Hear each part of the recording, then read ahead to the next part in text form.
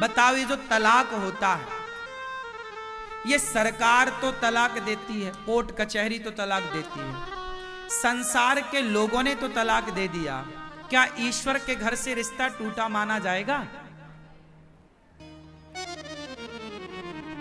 भाई ये तो कागजी कार्रवाई हो गई ना कि तुमने तलाक दे दिया। क्या ईश्वर की अदालत से तलाक पास हुआ? उत्तर दो जोर से। नहीं, इसका मतलब ईश्वर की अदालत से तलाक नहीं होता। ईश्वर की अदालत तो केवल रिश्तों को जोड़ती है, ईश्वर की अदालत कभी तोड़ती नहीं है। ये तो यहां की अदालतें तोड़ रही हैं। इसलिए जो तलाक है वो तुमने यहां के हिसाब से तो तलाक ले लिया, लेकिन उस विधाता के हिसाब से तुम्हारा तलाक मान्य ना होगा। तुम्हारा पति तलाक के बाद भी वही रहेगा, तुम्हारी पत्नी तलाक के बाद भी, क्योंकि तलाक का प्रोसेस तो यहां की प्रोसेस है ना, यहां का प्रोसेस है भाई। हमारे यहां अच्छा ये बताओ, जब शादी तुम्हारी भई तो पंडित जी आए और वेदों का मंत्र पढ़ के शादी कराई, मंगलम भगवान विष्णु मंगलम गरुड़ध्वजा। क्यों? शादी कैसे हुई थी तुम्हारी? मंत्र पढ़कर। तो याद रखना, जब शादी मंत्र पढ़कर हुई तो साक्षी कौन बना? आपकी शादी का साक्षी कौन था? आप बताओ भैया, शर्ट वाले पीली, आपके विवाह का साक्षी कौन था? उत्तर दो, उत्तर दो, सही बताओ, लपेटो मत। क्यों? आपका ब्याह हुआ, आपके ब्याह में साक्षी कौन था? हाँ? सास ससुर? कौन?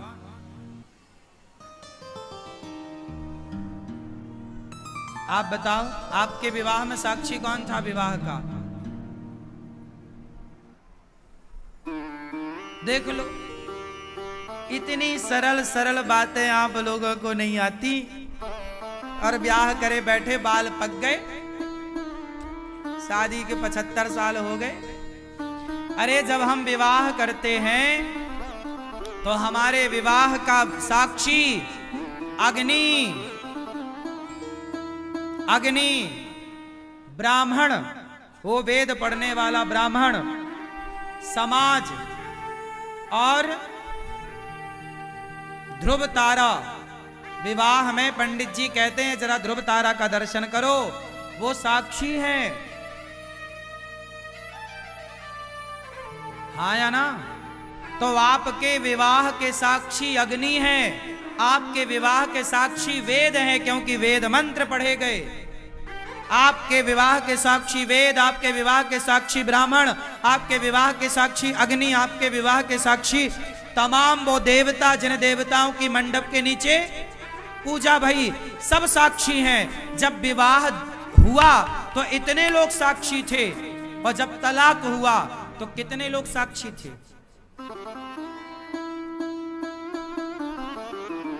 तो तलाक जो हो रहा है वो रिवाज ही गलत है। हमारे यहां तलाक की कोई मान्यता नहीं है।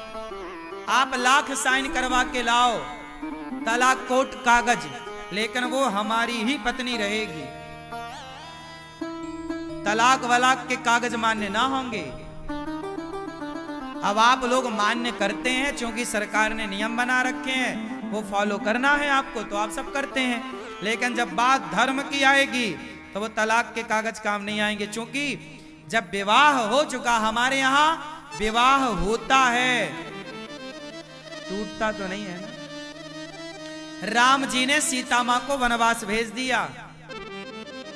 आज के हिसाब से आप तो तलाक ही मान लेते ना, उसे तलाक ही मान लेते, लेकिन नहीं। राम सीता के वनवास हो जाने के बाद भी आज जब जब मंदिरों में पूजा होती है तो अकेले राम और अकेले सीता की नहीं, सीता राम के साथ पूजा होती है, क्योंकि उन्हें अब कोई एक दूसरे से अलग नहीं कर सकता। अब आपके पति से आपकी पत्नी से संसार की कोई अदालत अलग नहीं कर सकती। ये तो व्यवस्था बनी है, क्योंकि डिमांड है। आजकल लोग रिश्तों को भी मजाक समझते हैं, आजकल लोग रिश्ते भी निभाना नहीं जानते, तो ये तलाका तलाकी चल रही है। आज के 100 साल पहले बताओ कौन सा तलाक हुआ, किसका तलाक हुआ? क्या 100 साल पहले हमारे सनातन धर्म में कोई तलाक था? उत्तर दो। सुना कभी आपने अपने बाप दादों से कि किसी ने किसी को तलाक दिया? था ही नहीं। हमारी संस्कृति, हमारे संस्कार जोड़ना सिखाते हैं, तोड़ना सिखाते ही नहीं। इसलिए तलाक की कोई व्यवस्था हमारे यहां नहीं है।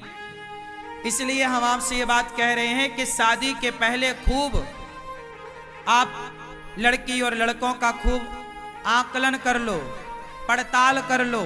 शादी के पहले खूब छानबीन कर लो, विवाह के बाद फिर तोड़ा तोड़ी की नौबत ना आए, क्योंकि यदि रिश्ता टूटा वो अधर्म माना जाएगा। तुमने अपने पति को तलाक दे दिया और दूसरे से ब्याह कर लिया, समाज की दृष्टि से आप उसे सही कह सकते हैं, पर ईश्वर की नजर में वो गलत है। मैं अपनी पत्नी को तलाक देकर यदि दूसरे स्त्री के संग रहता हूं तो ये गलत है। समाज सही कह सकता है, कानून सही कह सकता है, पर ईश्वर सही नहीं कह सकता, क्योंकि ईश्वर के न्याय में तलाक है ही नहीं। वो तो आप लोगों के न्याय में आप लोगों ने अपने हिसाब का न्याय कानून बना लिया है। ईश्वर की अदालत में थोड़ी ऐसा चलता है। बात सही है। आप लोगों ने अपनी सहजता सरलता के हिसाब से संसार को नीति नियम कानून में बांट लिया है, अपनी राजी मर्जी अपने हिसाब का बनाया है। यदि ईश्वर के हिसाब का चलो तो फिर वो पत्नी सदा के लिए है, वो पति सदा के लिए। इसलिए पानी पियो छान के और विवाह करो जान के, कर लो ब्याह, फिर लड़ाई मत करना, फिर रिश्ते को निभाना। आपकी लड़ाई तो नहीं होती पत्नी से? करते हो? शराब पीते हो? शराब पीते होगे तो लड़ाई तो होती होगी। काहे पीते हो? दुबले हो गए तुम, सूख के कांटा। काहे शराब काहे पीते हो इतनी? अच्छा लगता है? शराब मीठी लगती है क्या? गुड़ घोल के पी लिया करो ना, रसगुल्ले की चाशनी मार लिया करो एक मस्त मीठी मीठी। शराब काहे पीते हो? बेटा है आपका? कहां है?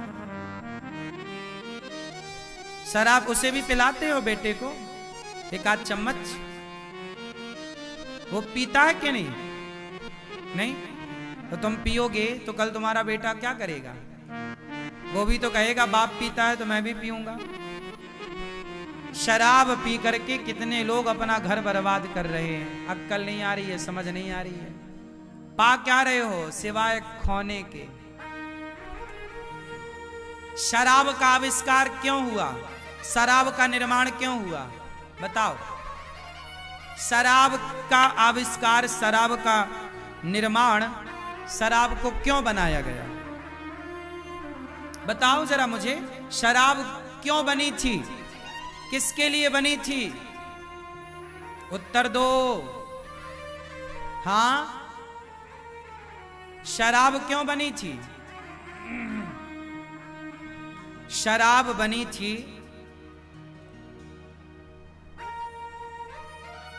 शराब बनी थी जैसे बंदूक बनी, गोला बारूद बना मिटाने के लिए, उसी तरह शराब बनी।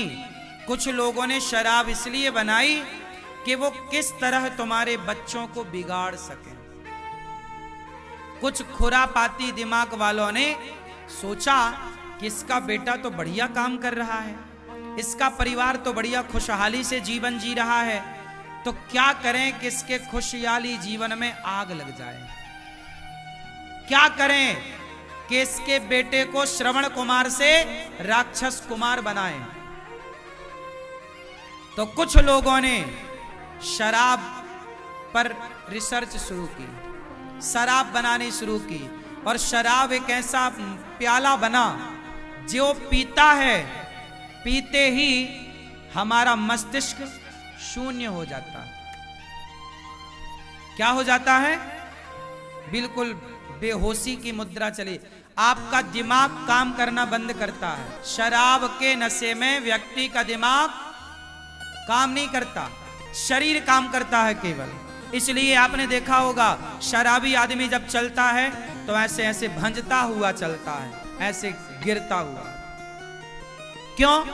क्योंकि शराब मस्तिष्क को शून्य करती है। और जिसको पिलाओगे, अब जैसे मैं आपको कथा सुना रहा हूं, मैं माताओं की सेवा कर रहा हूं, मैं समाज के लिए अच्छे काम कर रहा हूं, तो यदि मुझे बिगाड़ना है तो फिर मुझे मेरे रास्ते से भटकाना है तो शराब पिला दीजिए।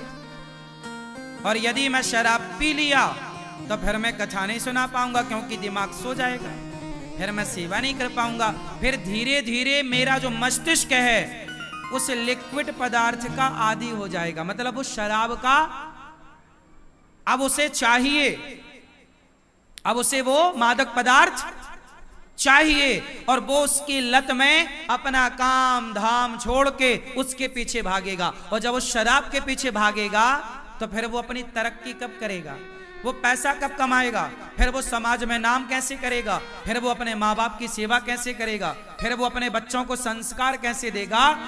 तो आज के सैकड़ों साल पहले ये जो शराब नाम की चीज बनाई थी, ये केवल जलन रखने वाले लोगों ने आपके अच्छे खासे खेलते मुस्कुराते घर को आग लगाने के लिए बनाई थी, क्योंकि वो हथियार से तो वार कर नहीं सकते थे, तो उन्होंने शराब से वार किया। शराब भी एक हथियार ही है। आप शराब पिलाओ तो आदमी चित्त हो जाएगा, लड़ने की जरूरत ही नहीं है, वो हार जाएगा। क्यों मेरी मां, बात सही है? तो शराब बनाने वाली कंपनियां, चाहे आज की कंपनियां हो या तब के शराब बनाने वाले लोग हों, केवल शराब इसलिए बनी थी कि आप सब भूल जाएं, बस बिगड़ जाएं।